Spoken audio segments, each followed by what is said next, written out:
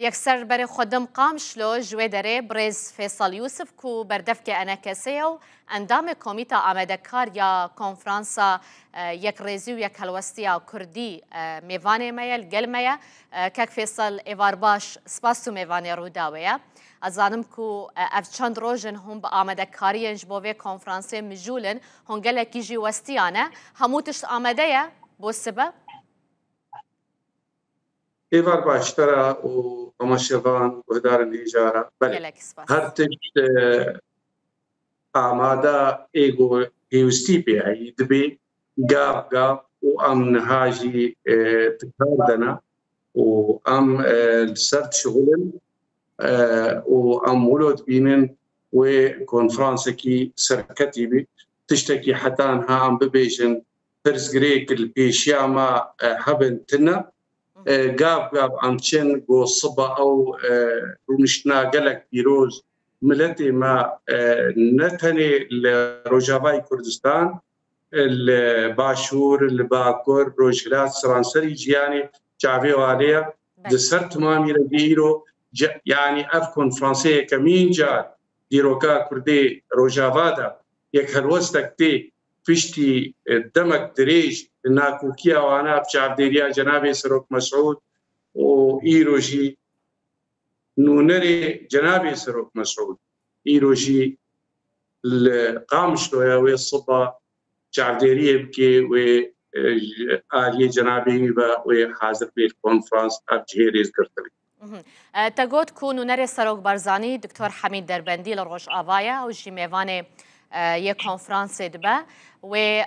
تو گوتنا که پیشکش بکا و گوتنا سروک برزانی هبا از حتی انها تدی حاضریاوی بخون نامه و اشتغالیه و بقلك نابروكا يعني نهندك شغلي هاتني تني علمتي ما نكريا قوي قوتني لي هر وقت ما خستنك ما هي قوي قوتني بدي شرفك زيدة جواتي رجو بوتناوي جنابي هبي أمولود بيجن ويهب. ما بحثا ميوان عن ذكر إجاجبلي باشور كردستان جروشالات كردستان وباكور كردستان كي آمدد بوا كميوان؟ يعني وقت بيزانن إيجو شعبديريا في كونفرانسي ويكلوستا كردي جاول دكري حتى تالي جنابي سروك مسعود جبرولوجي عم بينن أواجد ما قال لك تكازيل ستر بيوستي قدوي حاضر بي وعملوا دبينن هاتناوي وكبرين هاجم بو قال لك يقرنجا أو أمزان حاضر دبي جبرجو كاركي نهندك جبوي بأريكاريا جنرال مظلوم شي جبوي ناب هفتورة أو إيدي تري وقت بيستناكي أم دبينن شاندك دم بارتي جهاتية اللي فيدري يعني آگاهی وكتنا دستي مدى كايوا تيكليوا بارتيان روجافارا وك بارتيا كيجي ويتبلي كونفرانس بيجبرقو الفيدرينا وجبرقو جفاتك ديروكيا يعني اف بارتي تمام ويلي حاضر وجروشالات كردستاني حتى انها يعني تدي روجلاتي كردستاني نعم يعني حتى ايرو كسكي غوري حاضر بينينا ام دبيجن بري دنگي خوغان نما او بيشتگرتن او بيروز باي كرن كو افغابي كون تابيجن بري دايبا وحتى غوتن ام تخازن ون عجلتي دبكن ودنگي خوا وقت بارتي وقت ملتي روجافاي روجراتي غاندن و افي خلو امجي بيشتگرتنايت باشا كاك فيصل اندام كونغري هجمارا واندي چند اندامي اولي وينا مدقو دحدودي سيصاب حتى سيصابو بينجيدا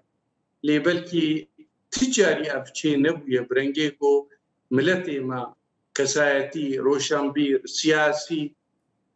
جن خور يعني خستنك واي خرت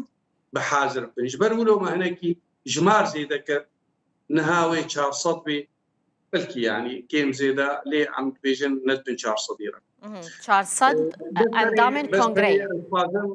بس هني يتوازن بيجن حتى انها دصت كس ايرا غاندني ايغو نافي فقيت كرنا قوي كونغر لي حاضر بن ويجيب نقلين يعني نهندك بله راسته ما بس من اندام کنگره نه روزنامه وانو او استاف لویدری نه روزنامه وان تشتكن و ايه اندامي بله يعني 400 اندام کنگره هنه انا کسی و پارتیین سرب انا کسی و چند اندام ده باش داربن تمام جمع وطيقو تمامي وعشر صدق انجمنو عالية دي تري ايه بيدي وبارتيقو بوارا وكسايتي يعني إيرو أم نما يعني بيشتيقو أم هرن كونغرونن أو مثلا هفقاس وإيدي وإيدي تري نما أو بيوستي أم ويشتغال يجي تم بيوستي جي بيها يجبر أف كونغر ونرينا كردي هفبش سر سوريا وسر دافازي كرد يعني وأريني ببيت تشتكي زيدا يقولوا جي مصدرتنا وبي بحث كرن أو أميقو هداري النرينا بكن تمام بقاسي ويجي أو نرينا جو أريني ببي بيجو مان وشاندك هبيجو بي دنجي ملتي ما بجهني شامي وبيخاتي سوري تمام. يعني السبب دوي كونفرانسي دا أو نرينا هفبشكو هنو بيدي جهشتبونه وهنا بيشكجي همو اندام الكونغريه بكن تبينيه وان ورجرن هر لوي دري وبي بسنت كرن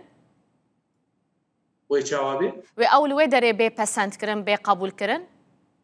بلي او كونفرانس بو ويا اجبرغو افنرين ببيام لتي كرت مامي نبين يا الي يا داليا ملتي ما وبارتي وك جباكا سبيل وك سايتين سرقا جالك فان تمام شريكي وينا اوي بيخوندن وتبيني وقت اشتوا اوي بينا قهداري كرن هيفيد كنت تشتكي بوزيتيفي جو هابيجي عملي زيدا بكن جبروي نرينا عملتي كرد يعني ودانا قلق كونفرانس هيا باشا يعني نوا كاتيغوتن هر تشتكو بيوستي بقهرتن هبل غوري نرينا اندامن كونغريه هنا بقهرن اي ماما قوتيه يعني بريجي اب نرينا كردي هبش نيا ايرويا كفنا قلق سرهاتي سكناندن وقوتو بيشكرن دناف بارتيا دا انجمني دا بيدي بارتي اواب هفدورها بندن دناف كسايتي دا حتى دازارو بيشي افا وايروجي بشتي افشكانا ريجيم افنرينا نافروكا تشتي سركا اذا فازي ملتيما بري بويا بس تشتك هاي بلكي ام دبينن يعني بوزيتيف بي يك ببيني لي زيدا ببي امي تبيني بنفيسن وامي جارك دي سبس ميكانيزما قبول كرنو بسنت كرناوي ويتشابا بدنگدانيا نعم كونفرانس دنگدان تيدتنا كونفرانس مسألة أريني سربي نرينا كردي هبشة بشتي تبين أو كوميتك هيا سرب يا كونفرانس وإيجو دنفيسن ويواتي بنا جنفة بنفيسن جارك ديتري أو نرين بهفدورة ما ذكري وجارك دي سرب سكن تشتكي جو بوزيتيف بيجوا تشتي جو خلق كرم بكي أو يقول كونفرانس وسربي سكن عندن ويلي زيدا أو كوميتايا كتو بحث ذكي هر سبل نوا كونفرانس تيهل بجارتن كيجا كوميتايا يا شيء ياكو تبينيا ويور بقراو اگر تشتكى بلي زيدا بكا او سروكاتيا كونفرانس او ياكو معني بي بلي وسبب به البجارتن دي كونفرانس ده لا بري ملف كريا يعني سروكاتيا كونفرانسي سسينا او هرسي اي سركين جمانينا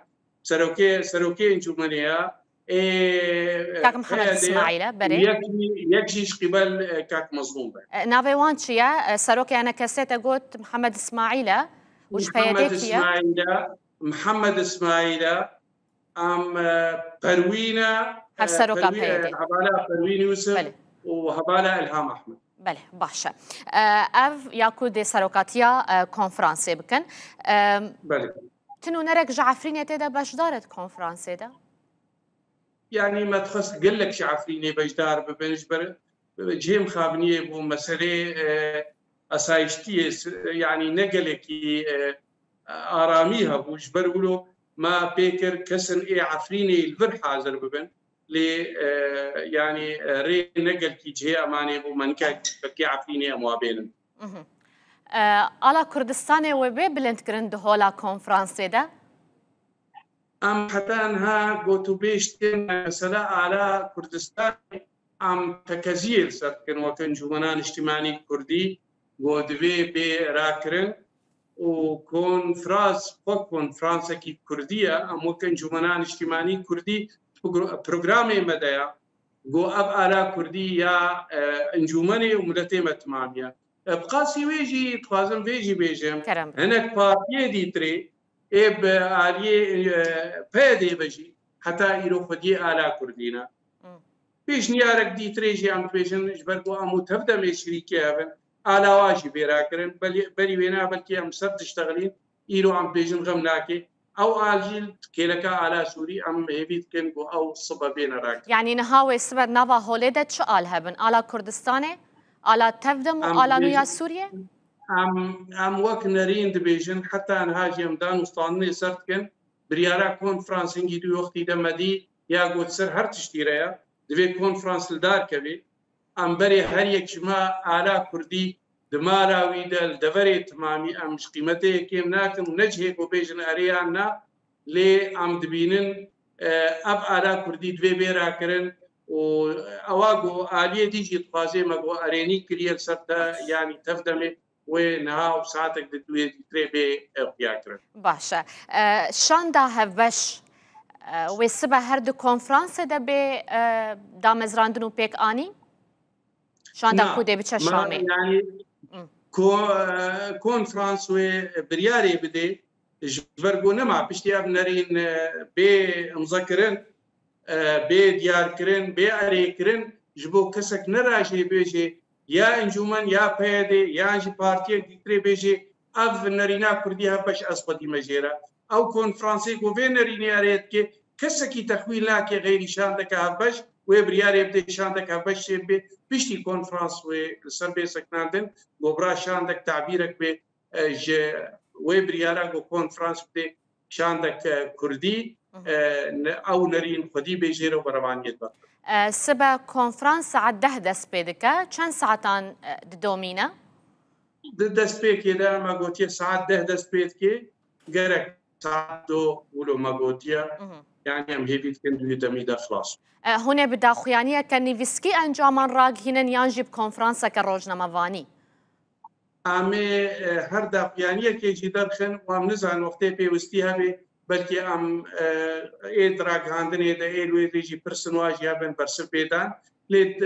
نها حتى نها ام دبينين يعني انجامي بينات ما دافيانيه كي دجبت وام هر دالي بهفدوره اريب كنسر وهقد ما بهفدوره ما ديغو بيوستي هناك برس بين كرن ام برسبي جبدن امي ويش گەلێکی سپاس بۆتە کاک فێسەڵ یوسف بەردەفکیانە کەسێ و ئەندامی کۆمیتەیە ئامادەکاریە کۆنفرانسێ ژقام شلۆی تو میوانێ مەبووی دوو گەلێکی بخێر هاتی سپاس